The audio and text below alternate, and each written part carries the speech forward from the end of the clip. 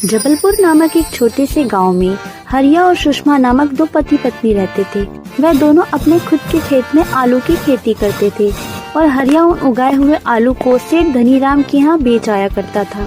आलू को बेचकर उसे जो पैसे मिलते थे उससे हरिया और सुषमा अपना गुजारा करते थे। इस बार आलू की फसल बहुत अच्छी हुई है। इस बार हमें काफी अच्छे पैसे मिल जाएंगे और उन पैसों से हम तरह तरह की सब्जियों के बीज लेकर आएंगे और उसकी खेती करेंगे। सुषमा, मैं अभी बाजार जा रहा हूँ आलू बेचने के लिए। अगर तुम्हें घर के लिए कुछ चाहिए तो मुझे अभी बता दो। ज्यादा कुछ तो नहीं चाहिए, पर वापस आते वक्त थोड़े से प्याज और टमाटर लेते आना। इस तरह हरिया आलू बेचने के लिए निकल जाता है।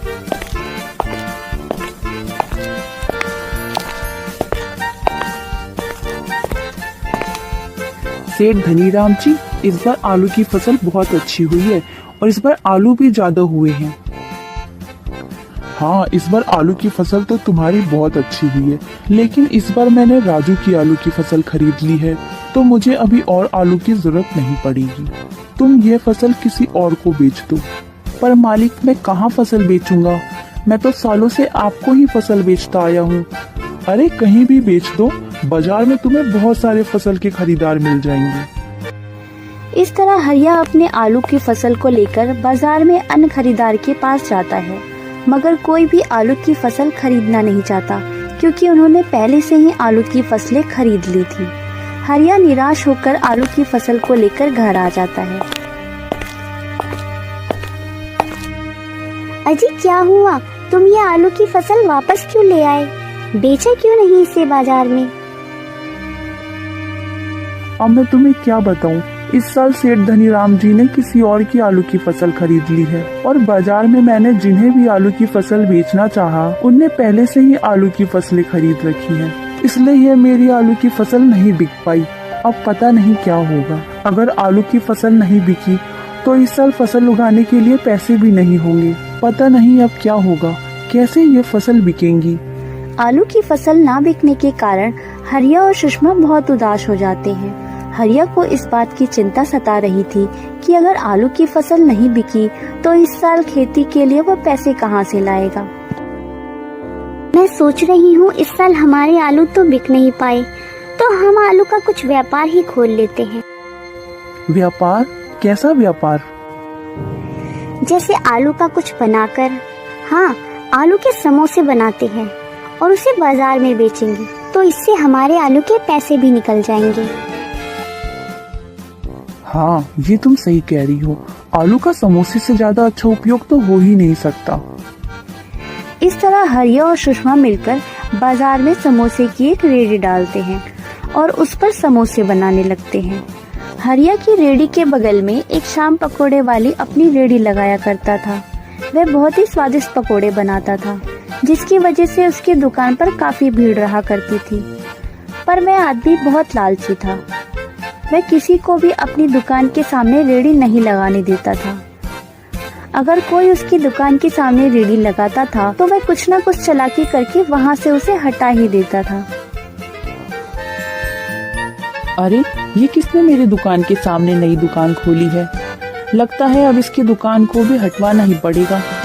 ऐसा सोचकर शाम अपने एक साथी को हरिया की दुकान पर भेजता है।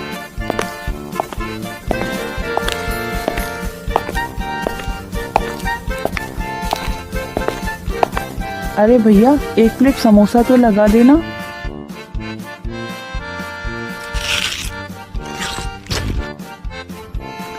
अरे छी छी छी, ये कैसा समोसा बनाया है? ना ही इसकी चटनी में स्वाद है और ना ही इसके समोसे में। इतना घटिया समोसा तो मैंने आज तक कभी नहीं खाया। जब समोसा बनाना नहीं आता तो इसकी दुकान क्यों खोलते हो? इस तरह वे आदमी हरिया को खूब खरी खोटी सुनाकर बिना पैसे दिए वहाँ से चला जाता है। उस आदमी के जाने के बाद हरिया की दुकान पर कोई ग्राहक नहीं आता। ऐसे ही शाम हो जाती है और हरिया के एक भी समोसे नहीं बिकते। हे भगवान, आज के तो सारे समोसे बच गए, एक भी समोसा नहीं बिका। इन बचे हुए समोसे का हम क्या करेंगे? इतने सारे समोसे तो हम खा नहीं पाएंगे। एक काम करते हैं, इन इन बचे हुए समोसों को गरीबों और बच्चों में बांट देते हैं। हाँ, ये ठीक रहेगा। सुषमा, तुम घर जाओ, मैं ये समोसे बांट कर आता हूँ। ऐसे ही सुषमा घर चली जाती है और हरिया सारे समोसे लेकर गरीबों और बच्चों में बांट रहा होता है कि तभी पेड़ के नीचे बैठे एक साधु बाबा की आवाज आती है। अरे बेटा, कुछ खाने को है? मैं कई दिनों से भूखा हूँ।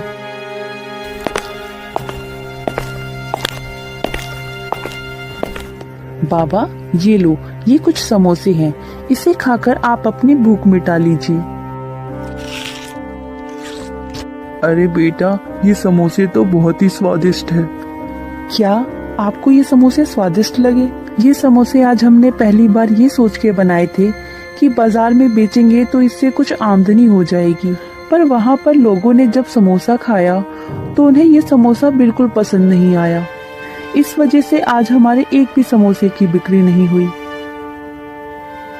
बेटा, मैं तुम्हारी ज्यादा मदद तो नहीं कर सकता, पर मेरे पास ये एक पाउडर है। इस पाउडर को जब तुम समोसा बनाओ तो उसके मसालों में मिला देना। इससे तुम्हारे समोसे का स्वाद बढ़ जाएगा और तुम्हारे समोसों की खुशबू से ही लोग तुम्हारे ठेले के पास खींचे चले आएंगे। पर बाबा, इस पाउडर में ऐसा क्या है? बेटा, ये एक चमत्कारी पाउडर है। मैं कई दिनों से यहाँ भूखा बैठा था, पर किसी ने मुझे खाना नहीं खिलाया। तुमने मुझे खाना खिलाया। मैं तुम्हारे निस्वार्थ सेवा से बहुत खुश हुआ, इसलिए मैंने तुम्हें यह चमत्कारी पाउडर दिया। इस चमत्कारी पाउडर के इस्तेमाल से तुम्हारे खाने में स्वाद बढ़ जाएगा। पर ध्यान रखना, कभी भी जिंदगी में लालच मत करना और गरीबों की हमेशा मदद करना, तभी ये चमत्कारी पाउडर काम करेगा। आपका बहुत बहुत धन्यवाद बाबा। ऐसे हरिया वो चमत्कारी पाउडर लेकर घर आ जाता है और उसके बारे में अपनी पत्नी सुषमा को बताता है। ऐसे ही अगले दिन हरिया और सुषमा बाजार में समोसे की रेडी लगाते हैं और इस बार बाबा के कहे अनुसार हरिया उन समोसों के मसालों में चमत्कारी पाउडर डाल देता है और फिर समोसा बनाता है। समोसे की बनते ही समोसों की खुशबू से लोग हरिया की रेडी की तरफ खींचे चले आते हैं। अरे वाह भाई, कितनी सुगंधित खुशबू है। मेरे लिए एक प्लेट समोसा लगा देना।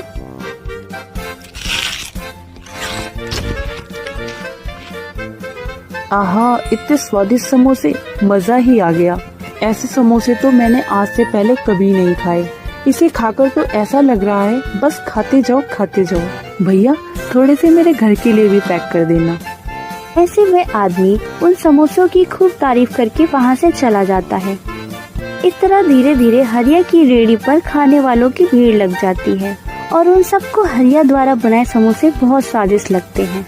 अरे भैया, तुमने तो बहुत स्वादिष्ट समोसे बनाए हैं। ऐसे समोसे तो मैंने पहले कभी नहीं खाए।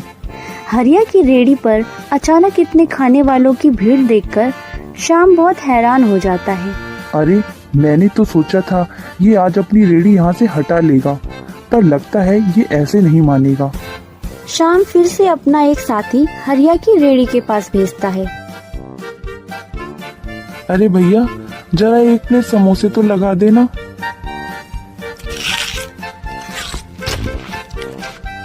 हाय राम, कितना तीखा समोसा है, मेरा तो मुंह ही जल गया। इसमें कितनी मिर्च डाली है तुमने? अरे भैया, समोसे तो इतने स्वादिष्ट लग रहे हैं, तुम्हारा मुंह कैसे जल गया? हम भी तो खा रहे हैं, हमें तो बहुत स्वादिष्ट लगे। ऐसे वह आदमी वहाँ से भाग जाता है। अरे श्याम भैया, पता नहीं उस हरिया ने समोसे में क्या मिलाया है, मेरा तो मुंह ही जल गया। अब मैं उसकी दुकान पर कभी समोसे खाने नहीं जाऊंगा। अच्छा, तो उसकी दुकान पर इतनी भीड़ कैसे है? कल तक तो उसकी दुकान पर एक भी समोसे की बिक्री नहीं हो रही थी और आज अचानक से इतनी बिक्री हो रही है और उसके समोसे की खुशबू तो यहाँ तक आ रही है। आखिर ऐसा क्या मिलाता है वह अपने समोसों में? ये तो मुझे पता करना ही होगा।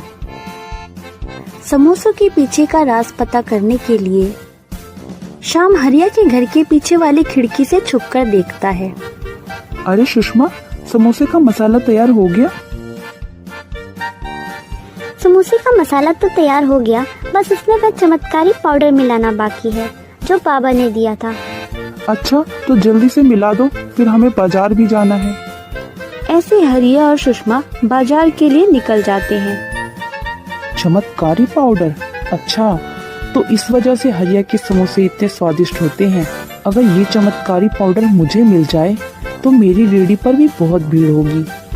ऐसा सोचकर शाम रात के समय चुपके से हरिया और सुषमा के कमरे में घुस जाता है और उस चमत्कारी पाउडर को वहां से चुरा कर ले आता है।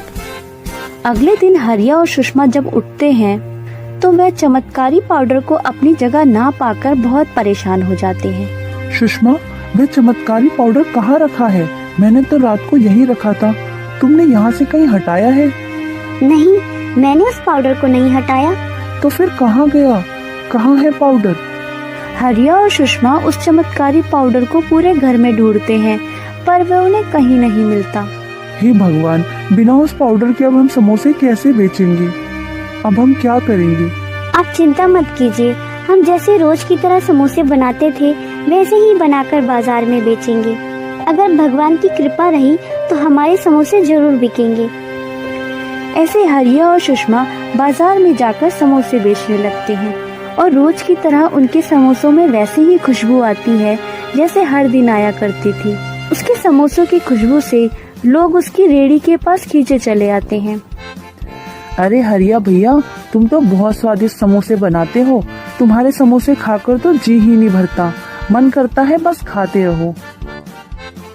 आपने देखा, बिना उस चमत्कारी पाउडर के भी हमारे समोसे कितने स्वादिष्ट लग रहे हैं। हाँ सुषमा, अब हमें उस चमत्कारी पाउडर की बिल्कुल जरूरत नहीं। अब हम उस पाउडर के बिना भी स्वादिष्ट समोसे बना सकते हैं।